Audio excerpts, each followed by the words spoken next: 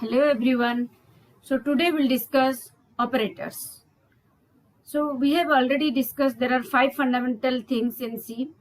Already we have discussed 3, that is variable, constant and data types. Hope आप सबको समझ में आ गया होगा. आपने कुछ असाइनमेंट ये सब किया भी होगा.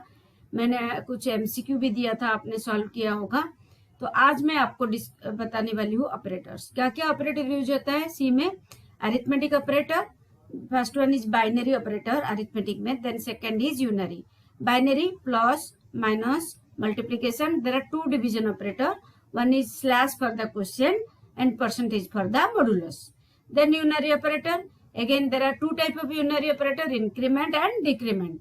Increment is again 2 type, pre-increment and post-increment. Decrement is again 2 type, pre-decrement and post-decrement. Then second one is relational operator. उसी में क्या क्या यूज होता है. Greater than, less than, greater than equal to, less than equal to, equals to and not equals to. And logical में क्या use होता है. एंड और एंड नॉट. असाइनमेंट ऑपरेटर में जैसे कि आपको a equal to a plus B लिखना है, दैट मीन्स आप कैसे लिखोगे. a plus equal to B. Similarly minus equal to, multiplication equal to, slash equal to. These are known as assignment operator. And conditional operator में question mark and colon use होता है. Instead of if else statement, directly we can use this conditional operator. Using this we can convert that if else statement into the conditional operator statement. Okay, so these are the type of operator we will discuss in your C++, and while doing the program we will use everything. इसका ऊपर एक demonstration भी हम कर लेंगे. The next is format specifier.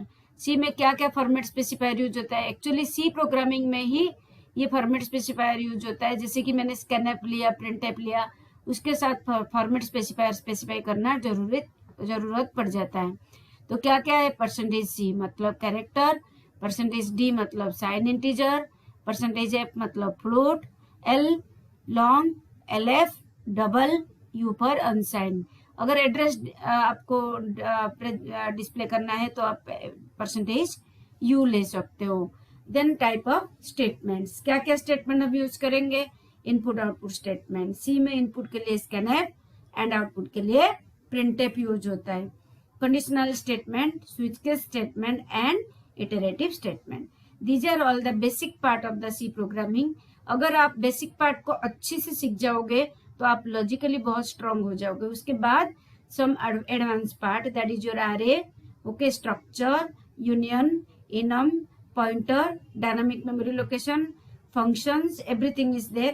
These are the advanced part. So we will cover everything, basic as well as advanced with some MCQ. Okay, तो आज के लिए इतना ही है. आज completely मैंने जो बताया 5 फंडामेंटल को अच्छी से आप पकड़ लो. मैं नोट्स भी दे रही हूँ, आप देख लेना एक बार. ओके, एंड मैंने कुछ MCQ भी दे रही हूँ, वो भी आप सॉल्व कर लो.